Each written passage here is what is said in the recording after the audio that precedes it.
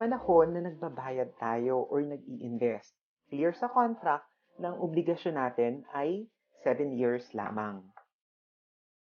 After the 7 years, we now call it extended period, which covers the 8th to the 21st year. So after natin magbayad on the 7th year, it will be followed by the extended period.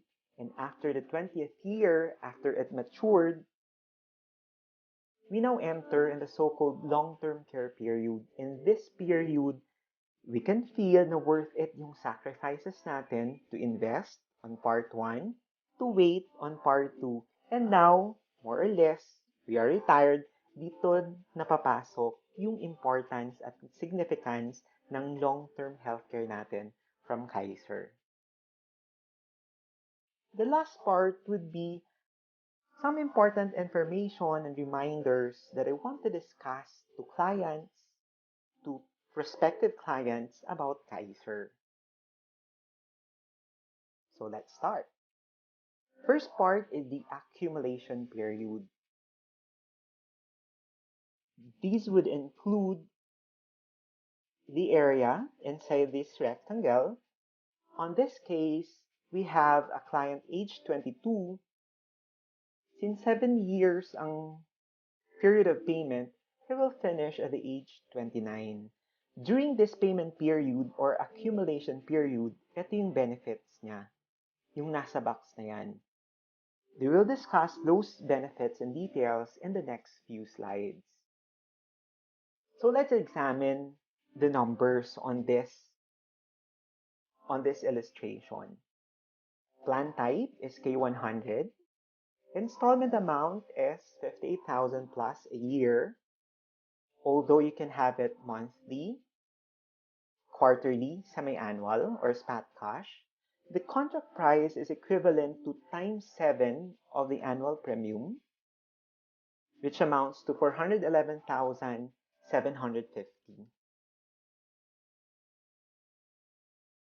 For the accumulation period, one of the benefits is the annual physical exam, which includes chest x-ray,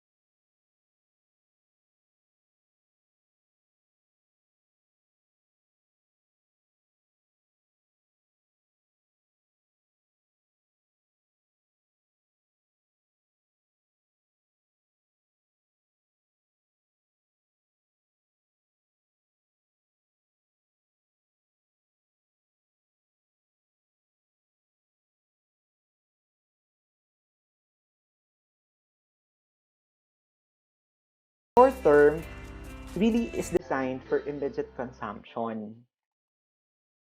Ang long term naman is really designed for like after 20 years pa or 15 years. Sa short term, pwedeng bayad ka ng bayad with or without or nagbabayad yung kumpanya mo with or without utilization. Sa long-term healthcare, we'll find out later on na may bonus or may advantage kung hindi mo siya ginagamit or utilize habang nagbabayad ka. And as well, our benefits include during the accumulation period yung tinatawag na term life insurance. In this case, the coverage is 450,000 pesos. If natural death, 450,000 pesos ang magiging claim, pero what if ang cost ng death ay accident? So that would be doubled. Hence, 900,000. What if nawala ng kamay, nawala ng paa? That is what we call in dismemberment.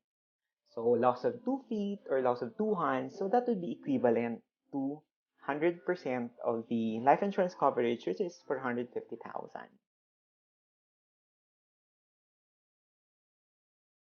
Meron din tayong waiver of installment and premiums due to total and permanent disability. What if yung policyholder on the third year na aksidente, hindi namatay pero na-disabled?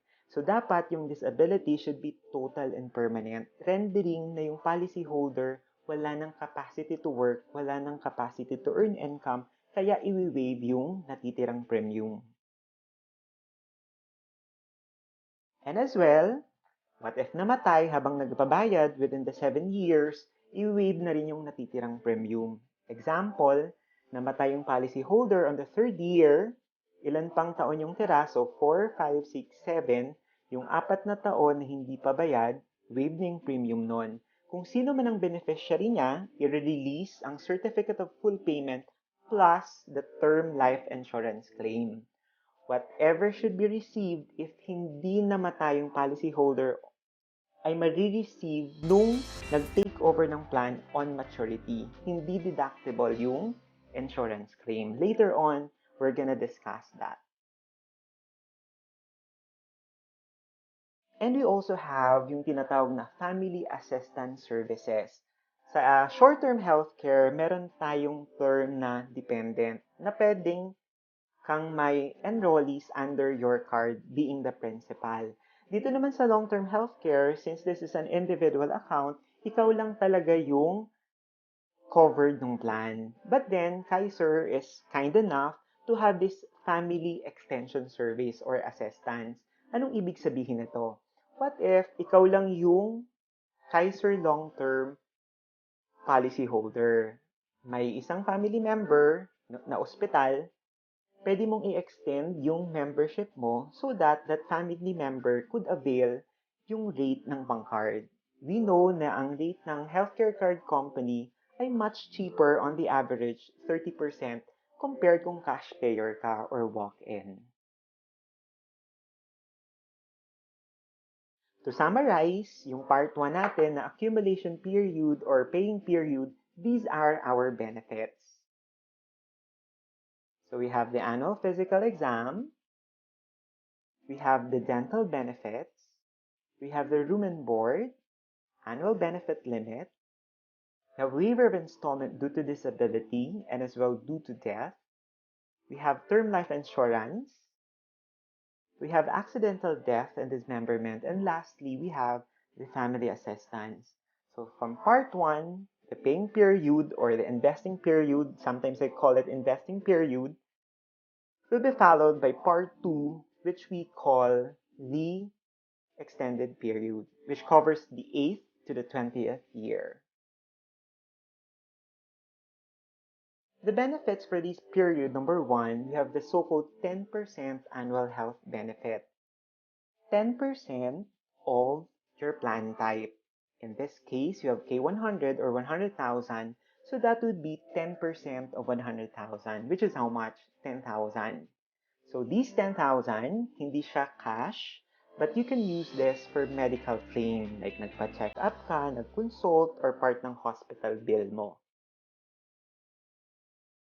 What if hindi mo na-consume yung 10,000? So that would be rolled over to the following year. At ang maganda dito, yung interest the previous year, mag-i-interest din the following year. How is that? So dito, meron tayong 10,000 on the 7th year, so 10,000. Dapat ang total nito is 20,000 lang, right?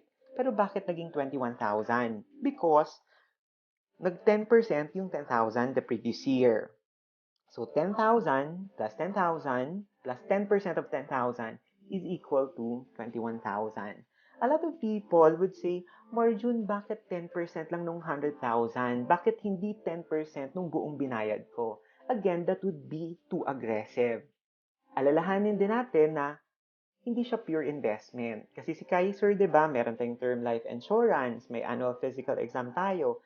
Doon pa lang sa paying period, we have like 10 benefits. So, hindi pwedeng right after the 7th year, 10% na kaagad nung buong binayad natin. Again, may risk din na tinake si Kaiser. Kaya for me, yung 10% of 100,000 would be fair enough and at least healthy or sound strategy ng isang financial institution. Kasi pwedeng sabihin, 10% ng buong binayad, that would be too aggressive. Baka naman pumalya yung kumpanya. So again, everything is designed and everything is planned. First, again, we have the 10% annual health benefit. Mapapansin natin dito, di ba 7 years to pay, tapos 13 years yung extended period. So 7, 13. 7 years to pay, 13 years to mature. 10,000 a year for 13 years. 10,000 times 13, dapat 130,000 lang siya. Pero bakit naging 269,750, which is more than double of 130,000? Because the interest is compounding or compounded. Yung interest the previous year ay nag-i-interest din, and so on and so forth. Second, we have the additional health benefit. We have 10% of our planning here.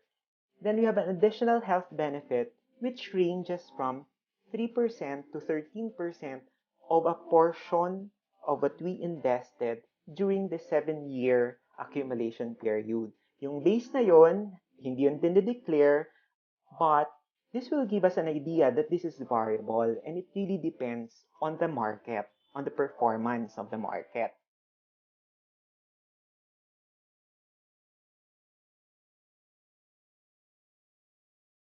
The third benefit during the extended period is the long-term care benefit, which is equivalent to our plan type or plan name.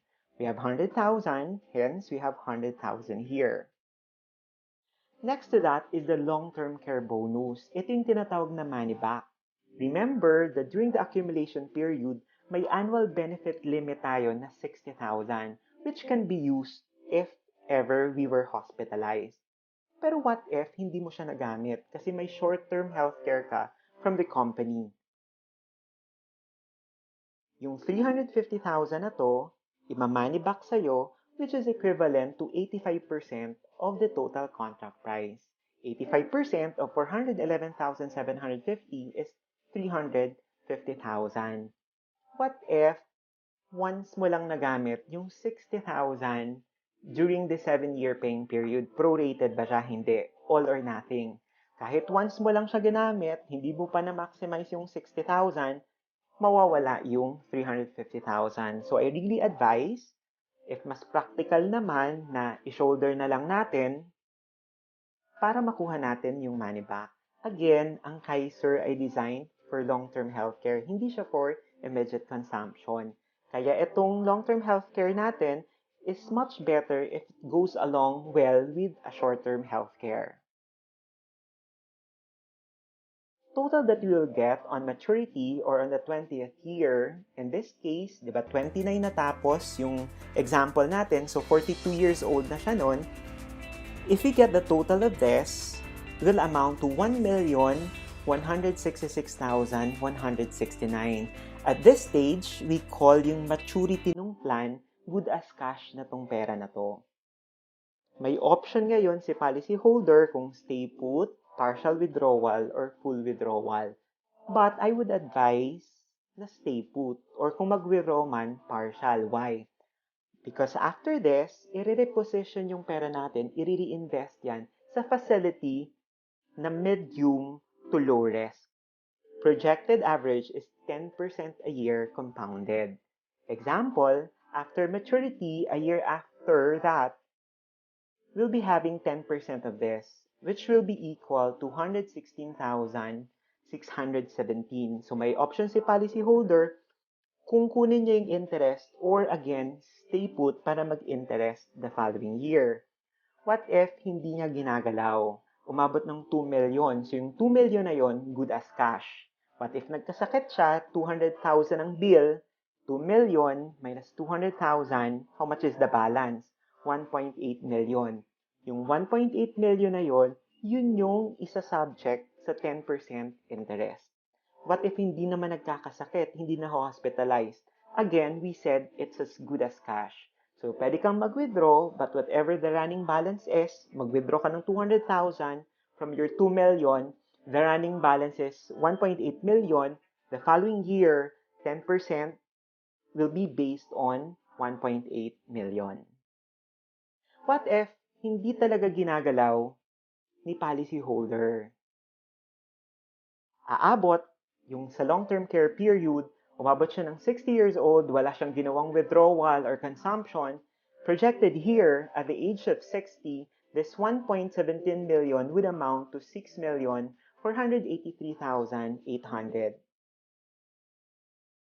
Hindi niya pa rin ginalaw, umabot ng 65, that would be 10,442,224. Dito mas ma-appreciate si Kaiser. Kasi kung hindi ka man nagkakasakit, this is good as cash. Just imagine, 10% of 10 million is 1 million. 1 million divided by 12 is 80 plus thousand. So parang nagka-pension ka na rin na 80,000 plus a month. Ma-appreciate mo yung design ni Kaiser. On the first 20 years, may insurance ka to address yung first risk. Diba? What if may mangyari? What if I die too soon? What if I get disabled? At least may insurance at may waiver of premium. To the second risk naman, which is the opposite of the first, what if I live too long? Magasto, mabuhay. Or what if magkasakit ako pag tumanda na tayo? At least meron kang fund dedicated for your medical needs. Kung hindi ka man nagkakasakit, again, this is as good as cash, so you could treat it as a pension. Therefore, we can see na yung design ni Kaiser ay from insurance, transitioning to investment, and all throughout, health is something we have for life, all throughout may healthcare tayo, lalong-lalo na during old age, the time that we need it most. What are the benefits on this extended period? Nandiyan yung outpatient, check-ups, consultations. Kasi dun sa paying period, hindi covered yung, nahihilo ako or may sakit ata ako, mag-drop by ako sa clinic. Ika-clarify ko or i-clear ko na hindi covered yon during the paying period. Ang covered lang is yung sort of check-up during the annual physical exam. Here, on the extended period, covered na siya. So, outpatient would include yung check-ups, consultation, or diagnostic tests, laboratory tests. That would also include yung inpatient. Na hospitalize ka, kailangang i-confine. Then, the pre-existing illnesses would now be covered. Kasi dun sa first 7 years, of course, safety din ni Kaiser or protection din ni Kaiser, baka naman lahat ng kumuha yung masakit na, I think across industry, yung pre-existing illnesses hindi outright i-cover. So dito, during the extended period, covered na siya, as well as with the dreaded diseases. Hindi rin yan covered during the first 7 years, now during the extended period, covered na siya. And as well, yung maternity. Karamihan, nagsasabi, bakit hindi covered ang maternity outright? Hindi naman sakit ang pagbubuntis, di ba? Or pag-deliver. But then right here, on the extended period, i-cover na siya ni Kaiser. Then, may term life insurance tayo. During the paying period na 7 years, that would be extended until the 20th year. 7 plus 13, So total na meron tayong term life insurance coverage would be 20 years. That coverage of 450,000 if natural death would become doubled if accidental. And during this extended period, we mentioned earlier, meron siyang 10% of your plan name. In this case, 10% of 100,000 is 10,000 a year compounded annually. Yearly bonus, this is in a form of dividend. And if you mention dividend, this is not actually always guaranteed. To summarize, the second part, which is the extended period spanning from the 8th to the 20th year, we have outpatient benefits, inpatient benefits, pre-existing illnesses are now covered, dreaded diseases are now covered, maternity, we have term life insurance, accidental death and dismemberment, 10% yearly health benefits, and lastly, we have the yearly bonus. Kaiser is integrated with PhilHealth. Pag na-ospital ka, nagkasakit ka, kung ano man yung coverage na ipoprovide ni PhilHealth for that particular operation or sickness, kay PhilHealth muna. Then whatever is left, according to limit ng Kaiser plan mo or magkano ang value niya, saka pa lang papasok si Kaiser. What if walang PhilHealth yung policy holder? As a policy, iso-shoulder nung policy holder yung dapat sana makover ni PhilHealth kung may PhilHealth siya or enforce yung PhilHealth niya. After which, dun palang papasok si Kaiser. Again, I would like to remind, mura lang naman ang monthly premium ni PhilHealth. I think 200 or 300 pesos lang naman a month. So please, kung expired or wala kayong PhilHealth, i-reinstate na natin or magsimula ng maghulog ulit. Some important information about the policy, may grace period siya. Anong importance ng grace period? What if monthly yung mode of payment mo? Tinaon mo sa sweldo every 15th of the month, pero nagka-emergency. Hindi ka nakabayad on the 15th. May 30 days ka na allowance to settle your premium. So during that 30-day grace period, enforce pa rin lahat ng benefits mo. What if hindi pa rin mabayaran nakalipas ng 30 days? Maglalapse na yung policy. If a policy is lapsed, lahat ng benefits mafi-freeze.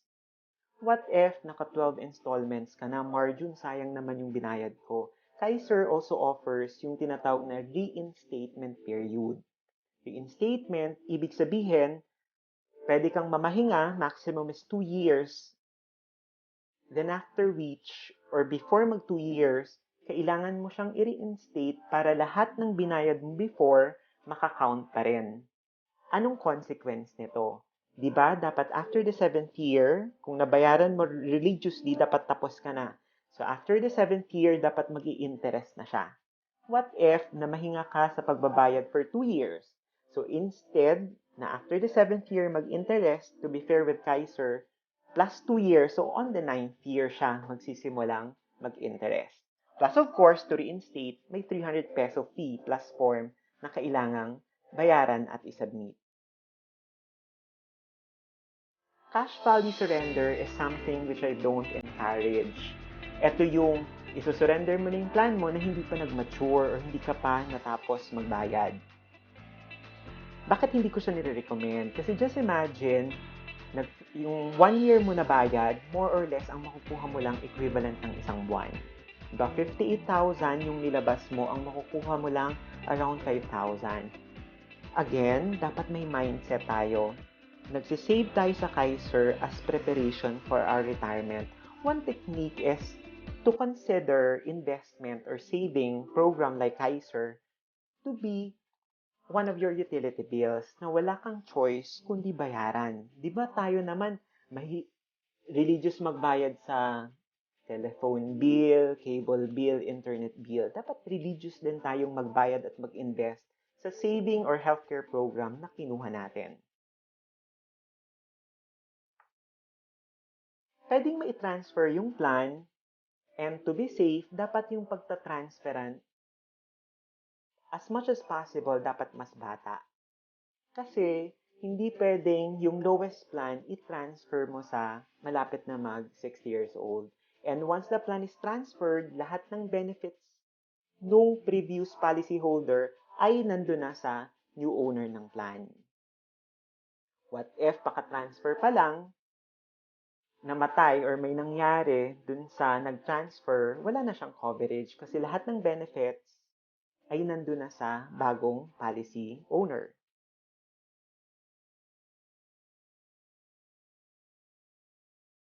Mode of payment, we have monthly, quarterly, semi-annual, annual, or sa mga tao na ayaw nang may intindihin for the next 7 years, ginagawa nilang spot cash. But then, with spot cash, nadidefeat yung purpose ng waiver of installment due to death or disability. Since nabayaran na ng buo, wala nang i-waive na tirang premium. Sa mode of payment, take notice na yung annual, makakatipid ka compared sa monthly. Kung 5,882 yung monthly, yung annual lalabas times 10 lang nung monthly. Yung semi-annual, makakatipid ka ng isang buwan. Yung quarterly, more or less 500 to 1,000. Anong advantage? What if wala ka pang-annual, pero may pang-monthly ka? Hihintayin mo ba na, sige, iipunin ko muna yung pang-annual ko before ako mag-start para makatipid? I would actually recommend na i-monthly mo na muna kung hindi pa kayang i-annual. Para outright, at least may coverage ka na. And at least yung first day mo before ma-finish mo yung plan or before mo ma-full payment yung plan, nagsimula na. After all, pwede tayong mag-amend ng mode of payment. So from monthly, pwede kang mag-quarterly, semi-annual, or annual. The restriction is, hindi pwedeng mag-downgrade. Once you upgraded to semi-annual, your choices are, you stick to semi-annual or upgrade to annual. Hindi pwedeng bumalik sa quarterly or monthly. The good thing with Kaiser is, it has 3 components. Kaya tinatawag namin siya na it's a 3-in-1 product. Number 1, it has insurance. From our discussion, what are the forms of insurance ni Kaiser? Unang-una, may term life insurance tayo from the 1st to the 20th year. May waiver of installment due to death or disability during the payment period. And may accidental death and dismemberment benefit. So, insurance is to address the first financial risk. What if I die too soon? What if I get disabled? At least, may makukuha yung pamilya mo. Or kung na-disabled ka man, at least may makukuha ka pa rin. The other component is investment. This is to address the second risk in life. Kung ang first risk, namatay tayo kaagad-agad, the second risk naman is, what if tumanda ako ng sobra? Or what if hindi ako mamatay-matay? What if I live too long? Di ba problema din yon? So at least, ang solution dyan is investment. Investment is, you have money working for you. From our discussion, lalo na dun sa long-term care period, di ba parang may pension ka na rin? Kasi nagti-10% compounded annually yung pera mo. On our example, 10 million, 10% of that is 1 million. So may passive income ka. 1 million divided by 12, that's more or less 80,000 a month. And most importantly, it has healthcare. Healthcare na long-term. Kasi most of the products available in our market, healthcare na i-cover ka lang hanggang 60 years old.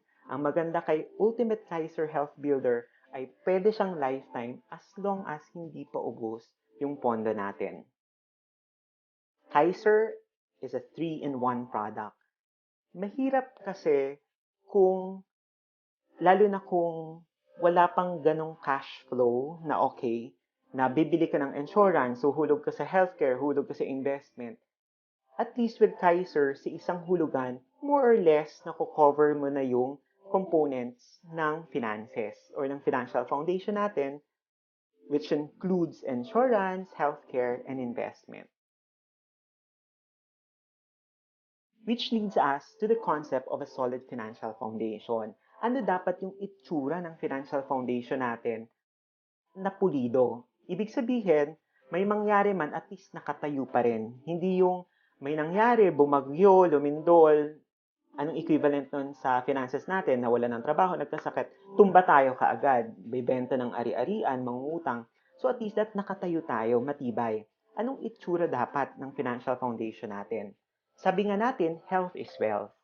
Pwede kasing marami kang ari-arian, may naipon ka, pero kung magkasakit ang isang tao, pwedeng lahat ng inipon niya for 10 years or 5 years, pwedeng isang buwan or less than a year ubus ka agad due to hospital bills or medical expenses.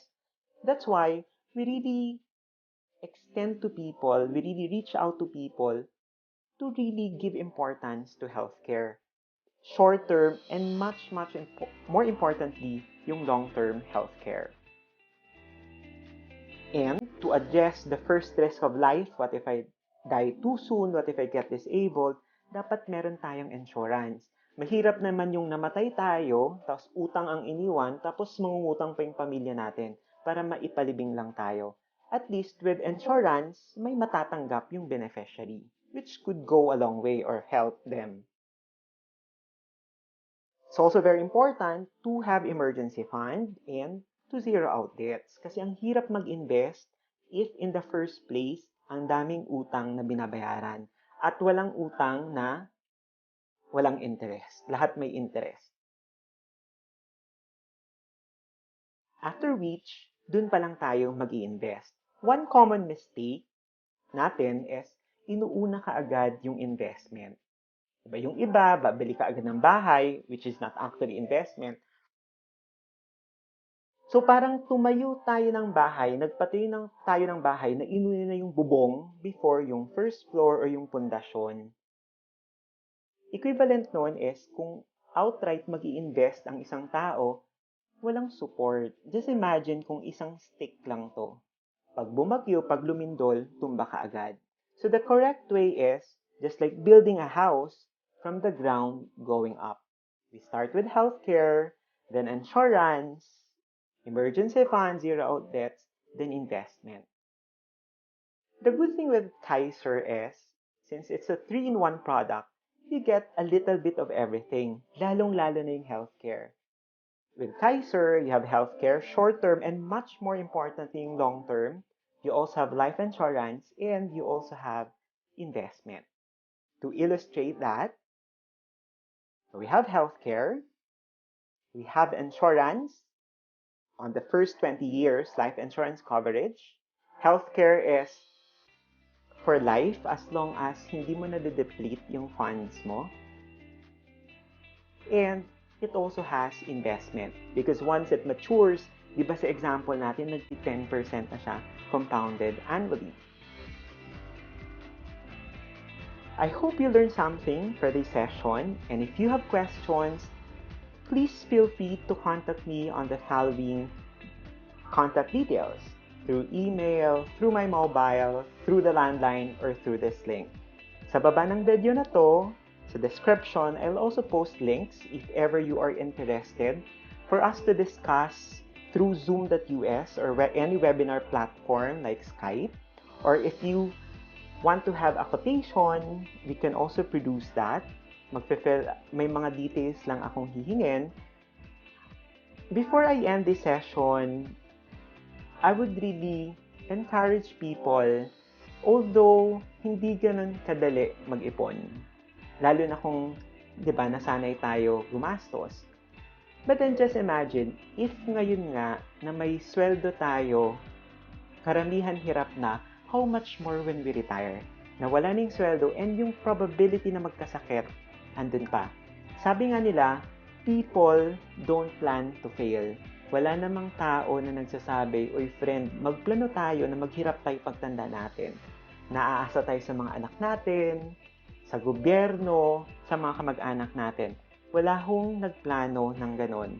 Pero, if we would look around, In our society, ang daming matatanda andun sa sitwasyon na yon. Umaasa sa mga anak, nadidismaya sa pensyon, umaasa sa gobyerno. Ginusto ba nila yon? Hindi. Hindi lang sila nagplanon. With that, thank you very much for spending some time in watching and listening to this video.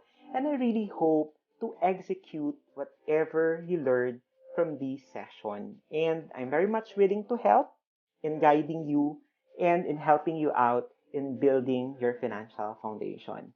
Thank you very much.